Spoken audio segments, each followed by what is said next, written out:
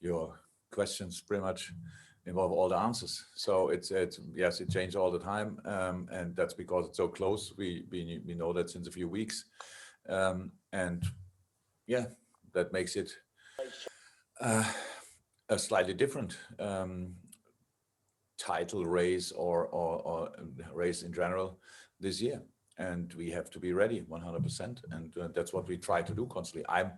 I know that in this business, only results count. I'm long enough in to know that. But before you have a result, you need performances, and the last performance was really good. So for 95 minutes, I'm not sure, but one team celebrates the performance like, I don't know, was really, really good. And we had to say, oh, it was not as good, or we said how it was, how we saw it. But we didn't win. We know that. And now we have another chance to change that. And that's exactly what we try.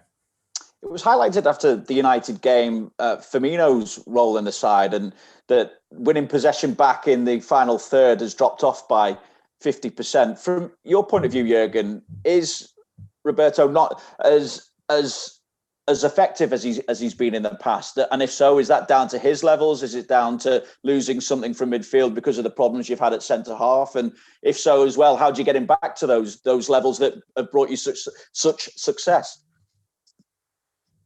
By training. So let's start with that. That's how it is. And of course, but we didn't score a lot of goals in the last few games, so that doesn't mean that Roberto's performance dropped or whatever. We would not have, or whatever the counter press stats, if it's like this, if they drop for 15%, yeah, that's in this game it was not the case because of a player was not there or whatever, or we didn't well enough. We had a lot of great counter pressing situations in this specific game. In other games, before we can counter press, they play a long ball. That's how it is. So that's not always about your own approach. It's about the approach of the opponent as well. But how I said, we know that we are not exactly where we want to be, and there are some reasons for it, but they are not too important. It's about that we have to fight it, and that's what we do. And so for that, in this moment, you realize that it goes really quick. The perception from outside goes really quick. People get very unhappy with the performances when the result is not there. You can win a game with one lucky strike, and people here and journalists as well are really happy and say unbelievable defending and stuff like this and great. But we have to play football, and we have to play our football, and that's what we do. And but we constantly try to do it on the highest level, and really often the boys did it. And in the last few games, in the final third, we didn't do it exactly like that. There were situations, they were the best, they could have been the best chance of the game, but because of one decision, which we would have done maybe a little bit earlier in the season, for sure last season, the decision we would have made differently, we didn't score. So that's it. And that's all. And to change that, to change the small details, that's not easier than to change the big details. It's just a job to do, and that's what we are working on. I cannot say it differently, sorry.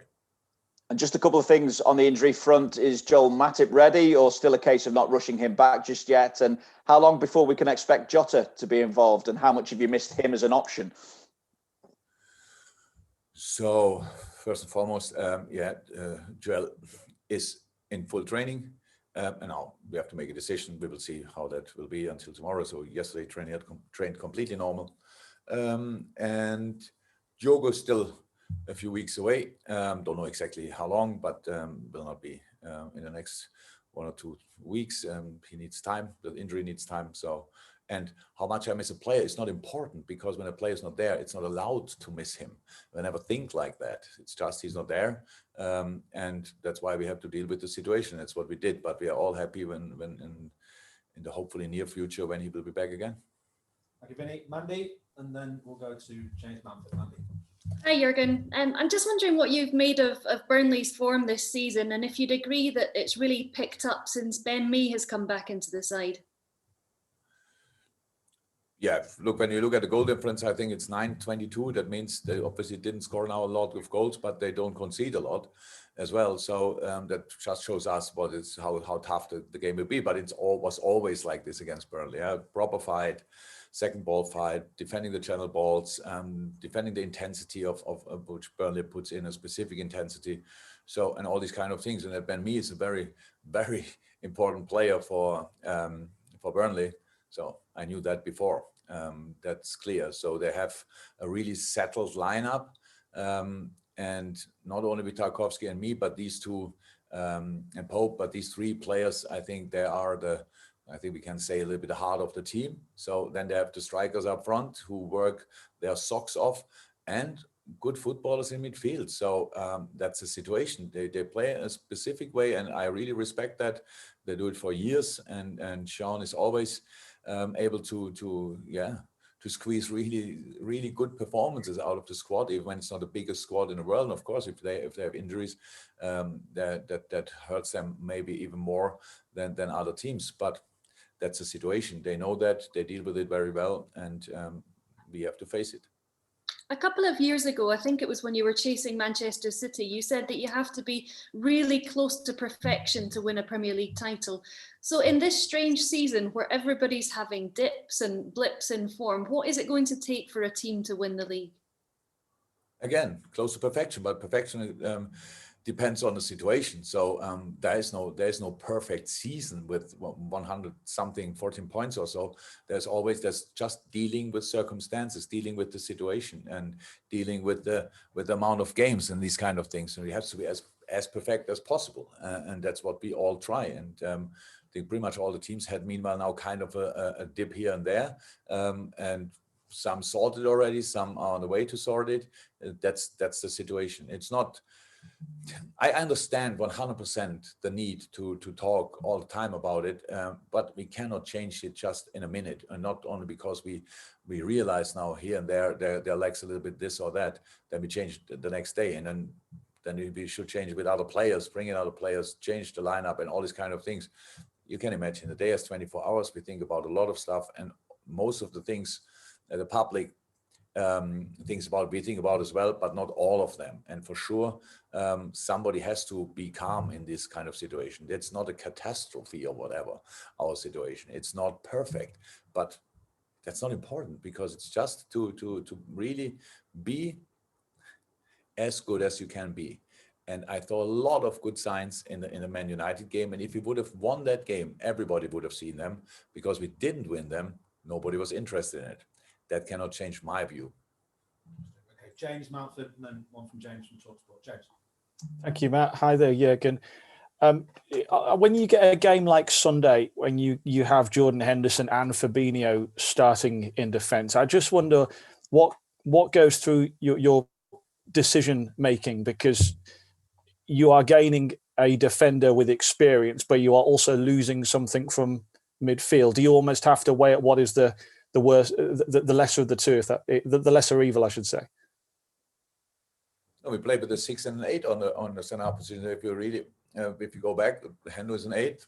If you want, box to box player, and Fabinho, I think, would describe himself as a 6. So defensively, they did outstandingly well, and offensively, you can make a positive difference with these kind of players in a build-up. And you're up against United, you have to build, and we did that really well. And so that was the thought process behind it. So just what do you get? And I was never in doubt about that they can defend it. Now the next game is a different game, because some things are even similar. The area where they defend, stuff like this, are similar, but the way Burnley counterattacks is different to how Burnley, so United and Burnley are different for sure in counterattacking, how they do that and all these kind of things. But there are differences, and we have to make sure that we find a solution for that again. So how is that defensively? Now the boys did really well. All of the boys did really well since we started the season, but that we cannot change the situation. Asking me if I miss somebody in midfield, if I would think it's better to play them in midfield than in the last line, we would do it. So easy as that. So, but we thought for that game, it's better this way around. And Xherdan Shaqiri, he obviously started on Sunday. I just wondered, for you, what makes him unique to your team, different to perhaps some of the other midfield options that you've got? They are all unique. So, and Shaq's big strength is obviously passing, little movements, creativity, vision. Has really good last pass. Is a good connector. A lot of stuff which is really good, and that's why he was now in the lineup. And I think. Look, we had two players on the pitch who didn't play a lot of games in the recent weeks, like with Thiago and Shaqiri, and they both did really well. So, but of course, there's much more to come. So, because rhythm, we cannot just ask for it and see it again. So, you have to gain rhythm by games, and that's a little bit the problem. But they did really well, and so that helped us a lot, and I'm really happy about that. Thank you, James. James, one from TalkSport. Jurgen, there's been a bit of criticism about the front three because of the lack of goals in the last 3 games. But do you feel like it's more of a collective responsibility from the whole team? It's not just down to those 3 players. Come on, you know the answer yourself. Of course, it's about the whole team. No doubt about that. The boys themselves know that goals are not flying in from right and left in a moment. So you have just to work on it. And there will be a moment when we score again. Stones, City, I don't know. A week ago, he scored his first goal for City, I think, against United. In the next game, he scores twice. So you cannot explain that really. It's happening. And that's the thing. And if the calmer you stay, but staying greedy as well, the making good decisions and all these kind of things, the earlier the situation will change. So that's it. Fantastic. Carl, and then Nate to finish with the open. Then we'll take hands up for the breakout. We'll take what we can. Carl. Hi, Jurgen. I'm just wondering, with the front three, you're obviously getting lots of questions about them. How much does fatigue play a part in maybe them not being as sharp as you would like them? Who is fatigue? Fatigue, tiredness. It's a posh word for tiredness. Oh, sorry. The posh word for tired. They're not posh. So nobody's tired. Nobody's tired. Nobody's fatigued. So it plays absolutely no role. Okay. We are as fresh as possible. Okay. And in an interview today, Gini spoke about how analysis is better and teams are doing more to stop you scoring. I'm just wondering, does there come a point where teams get so used to how you play that it becomes easier for them and You can make of it what you want. It's football. It's not a new game. We didn't invent it new and then surprise the teams last year and they, oh my God. So that's how they attack. So each team is to defend, of course, but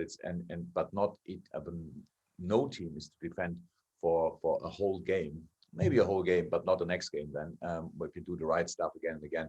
So other teams know what we are doing. They knew last year what we were doing, but it's still difficult to defend. And the most of the chances, the really good chances, we didn't miss because they defended us. We missed because we didn't use them. So that's a massive difference. So there are chances which they defend well with the block in the box, in the 6-yard box, whatever. But there are other chances where we just have to finish it off better with a better shot, or have to play the last pass in a better way, or these kind of things. So that's the reason. It's not about that teams defend against us with all they have. So we know that now really for a while, and that's not new. So yeah, I know. So in a moment we have, so you're right, we have an offensive price. The next headline will be, we are now, everybody knows now how to deal with us and all these kind of things. That's completely normal in these phases. So you smile now while you ask the question, but you know exactly what the headlines like this create and what people start thinking. So but it's normal. So it's the situation we are in. Things change overnight. I think I heard somewhere that I have to rebuild this team. So that's obviously, the world is a crazy place, not only because of the pandemic. It's because nobody has time anymore. And in football, we know that. I'm long enough in to know that you never get really time. You only get time if you make always steps forward. Then the people say, yeah, okay, I can see that. In a moment, that's clear. After the last season, we didn't make steps forward. We really know that, and we want to change that. But we have to change that by playing, not by talking. And then to finish, one from Nate, and then if the guys for the breakout start putting their hands up, I'll get to those of you who can. Nate. Hi, Jurgen. At the start of the season, you said you were going to attack the title rather than defend it. Now that you're part of the chasing pack, what has your message to the players been? And is there anything in particular you'd like to see from them on Thursday? You don't want to hear my message to the players because that's not let you shine in a really good light. But believe it or not, we still chase it. Nothing changed. We still chasing doesn't mean that you are always in the best possible position. Chasing is more a general mood. So we go for it, and if you don't see that, I cannot change it. So if you think we don't score goals because we don't want it enough, I cannot change that. If you think we don't score goals or not have enough results because we are not good enough, I cannot change that. Not here. The only thing I can do is to work with the boys on the right stuff, and that you all see it again in the football games we play. Fantastic. Right. Okay. We go to the embargo section now.